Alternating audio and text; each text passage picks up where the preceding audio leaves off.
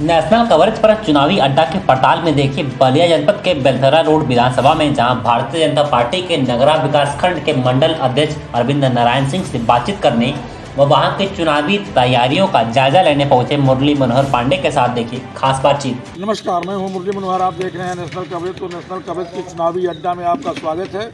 और अब हम पहुंच चुके हैं उत्तर प्रदेश के बलिया जनपद के बेलथरा रोड विधानसभा में। और हमारे साथ जो है नगरा विकास खंड के भारतीय जनता पार्टी के मंडल अध्यक्ष अरविंद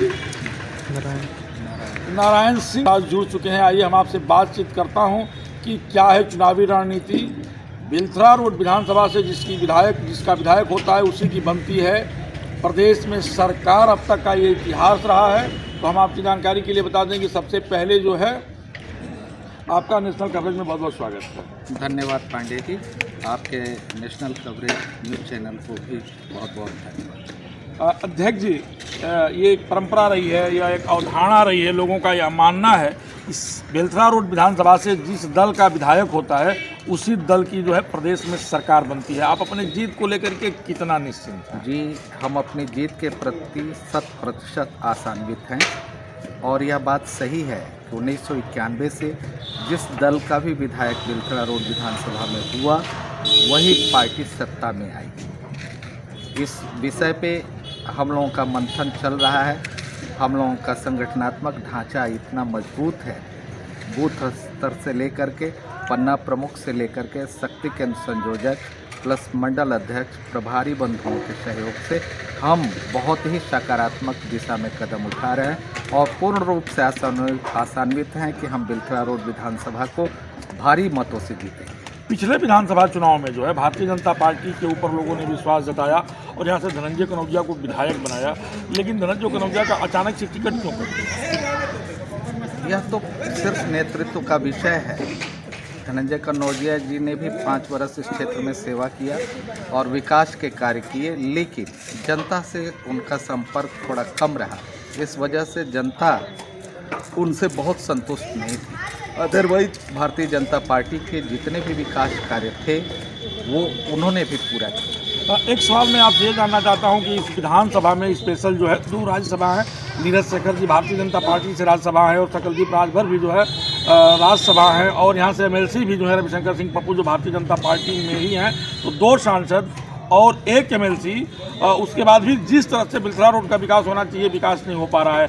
आखिर इसके लिए संगठन या प्रदेश सरकार या प्रदेश नेतृत्व जिम्मेदार है? नहीं, मैं ऐसा नहीं कर सकता। जिन बंधुओं का आप नाम ले रहे हैं, जो लोग राज्यसभा के सदस्य हैं, वो हमारी पार्टी में आदरणीय नीरज शेखर जी बहुत जल्दी ही आए। रविशंकर सिंह जी भी इसके पहले विभिन्न पार्टियों में रहे, वो भी भारतीय जनता पार्टी में इस चुनाव से थोड़ा बहुत पहले आए हैं। वो दोनों लोग भी प्रयास कर रहे हैं और भारतीय जनता पार्टी ने इस क्षेत्र के सकारात्मक विकास के लिए बहुत सारे कदम उठाए हैं। पहले हम लोग के बेलथरा रोड विधानसभा में सीओ सर्किल नहीं था, 132 उपकेंद्र नहीं था, उस पर भी काफ़ी काम हुआ है। राजकीय विद्यालय नहीं था, उस पर भी पिछले विधायक ने काफ़ी काम किया है। नगरा को नगर पंचायत बनाने का भी सही दिशा में हमारी सरकार में ही कार्य किया गया। हमें पूरा विश्वास है कि अगली जो 5 साल हैं इसमें इस क्षेत्र को, जो हमारे भारतीय जनता पार्टी के प्रत्याशी हैं, जो संभावित विधायक होने जा रहे हैं 10 मार्च को, वो बहुत ही विकास कार्य करेंगे। और इस चर्चा तो ये भी है कि बाहरी हैं, दूसरे दल से आए हुए हैं। जो कल तक भारतीय जनता पार्टी का झंडा ढोता था वो आज बसपा का झंडा ढो रहा है, जो बसपा का झंडा ढोता था वो भारतीय जनता पार्टी का झंडा ढो रहा है। ये काफ़ी असमंजस और एक ही विधानसभा में है, चेहरे वही हैं, सिर्फ दल बदले हैं। इसके बारे में आपका क्या कहना है? नहीं, बात आपकी बिल्कुल सही है। आदरणीय छट्टू राम जी जो इस क्षेत्र से भारतीय जनता पार्टी के प्रत्याशी हैं, वो विगत में इसी क्षेत्र से बसपा से उम्मीदवार रह चुके हैं, लेकिन अब से 2 महीना पहले उन्होंने भारतीय जनता पार्टी की सदस्यता ग्रहण किया। विगत जो 10 वर्षों का कार्यकाल उनका रहा है वो इस क्षेत्र में अनवरत सेवा किए हैं और निवासी होने का मतलब उन्होंने अपना आवास भी यहाँ बनाया हुआ है। लेकिन जो लोग यह चार्ज लगाते हैं कि वो बाहरी हैं, यह बहुत उचित नहीं है, क्योंकि विधानसभा और नहीं, मेरा सवाल बाहरी का नहीं है, बाहरी का सवाल मैं नहीं कर रहा हूँ। बाहरी नहीं है, वो बलिया जनपद के ही रहने वाले हैं। वो बिलसरा रोड विधानसभा के हों चाहे बांसडी विधानसभा के हों, मामला ये नहीं, वो जनपद के ही रहने वाले हैं। बाहरी और भीतरी का मामला नहीं है। मामला ये है कि दूसरे दल से आए, वो कार्यकर्ताओं के साथ सामंजस्य कैसे बैठा पा रहे हैं? नहीं, ये बात सही है कि वो दूसरे दल से आए हैं, लेकिन जब से वो आए हैं वो भारतीय जनता पार्टी में आत्मसात कर लिए हैं अपने आप को। और भारतीय जनता पार्टी के कार्यकर्ता भी, चूँकि नेतृत्व का जो अरविंद जी, आप संगठन के माहिर आदमी हैं, आप मंडल के अध्यक्ष हैं, आप संगठन को रचनात्मक और सृजनात्मक रूप से सजाने के लिए काफ़ी प्रयास किया है कि एक ज़माने से आप भारतीय जनता पार्टी में हैं और आप इसके लिए काम कर रहे हैं। संगठन एक अलग विषय होता है, चुनाव एक अलग विषय होता है। चुनाव के समय संगठन और चुनाव को मिला करके चलना पड़ता है। आपको कितनी दिक्कत आ रही है? नहीं, मुझे कोई दिक्कत नहीं है। संगठन भी बहुत सक्रिय है और इसके साथ साथ भारतीय जनता पार्टी में जो भी आस्था रखने वाले लोग हैं इस क्षेत्र के और जो भी समुदाय के लोग हैं, वो सारे लोग सक्रिय रूप से लगे हुए हैं और अपने प्रत्याशी को जिताने में लगे हुए हैं। आप निश्चित रूप से 10 मार्च को परिणाम हम लोगों के पक्ष में पाएंगे। जी, आप क्या संदेश देना चाहते हैं? जनता को क्या संदेश देना चाहते हैं? संगठन को क्या संदेश देना चाहते हैं? नहीं, संगठन और इस क्षेत्र के सम्मानित जनता को मैं यह आग्रह करना चाहता हूँ कि आने वाली 3 मार्च को विधानसभा का जो चुनाव संपन्न होने जा रहा है उसमें बढ़ चढ़ करके हर बूथ से, हम लोगों की पार्टी का भी नारा है हमारा बूथ सबसे मजबूत, उस संकल्प को हम लोग पूरा करें और अधिक से अधिक भारतीय जनता पार्टी के कमल निशान पे वोट कराएं ताकि हमारा एक सवाल और है। पूरे प्रदेश में देखा जाए तो कहीं न कहीं आपकी सरकार जो है 40 मेडिकल कॉलेज और ट्रॉमा सेंटर की स्थापना किया है, लेकिन बलिया में 7 विधानसभाएं हैं, 5 विधायक थे और जिसमें 2 मंत्री भी बने थे। बलिया में भी एक बड़ा ट्रॉमा सेंटर, एक मेडिकल कॉलेज की सख्त जरूरत थी।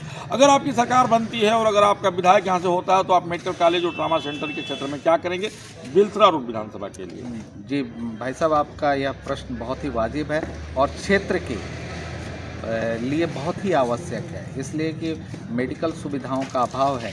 लेकिन हमारी सरकार, विगत जो आदरणीय पूज्य योगी जी की सरकार रही है, उसने प्रयास किया है।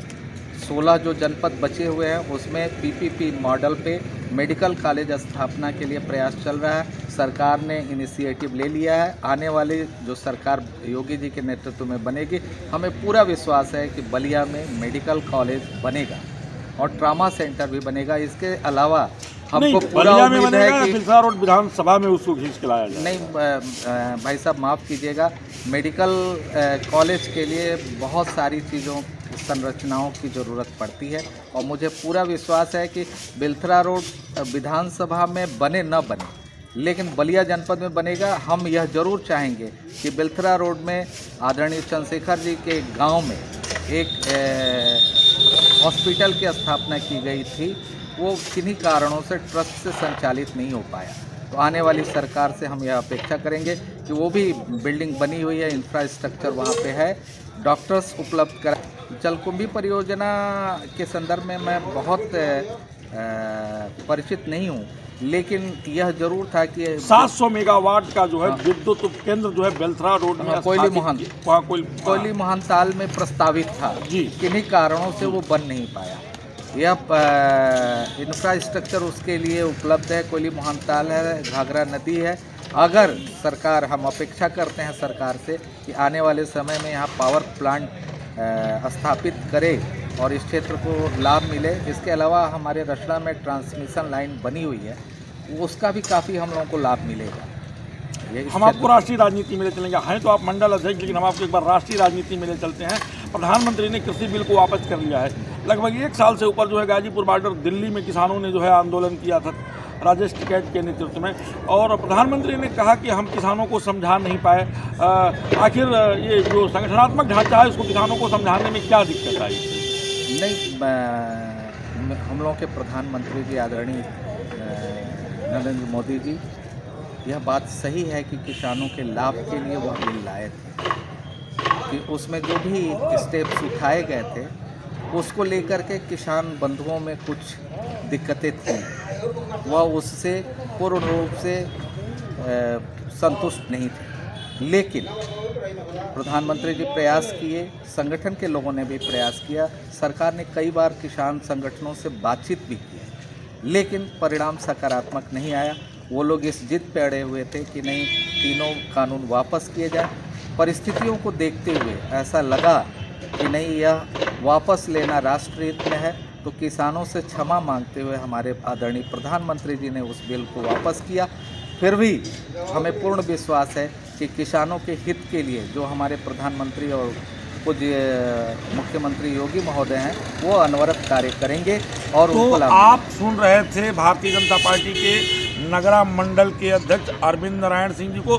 आप राष्ट्रीय मुद्दे से लेकर के और विधानसभा तक के तमाम बिंदुओं पर प्रकाश डाले हैं। आप इस बात से एकदम आश्वस्त हैं कि इस बार भी जो है कमल खिलेगा, छट्टू राम बेलथरा रोड विधानसभा से विधायक बनेंगे। इंतजार है तो 10 मार्च सुबह 10 बजे का आखिर क्या होगा।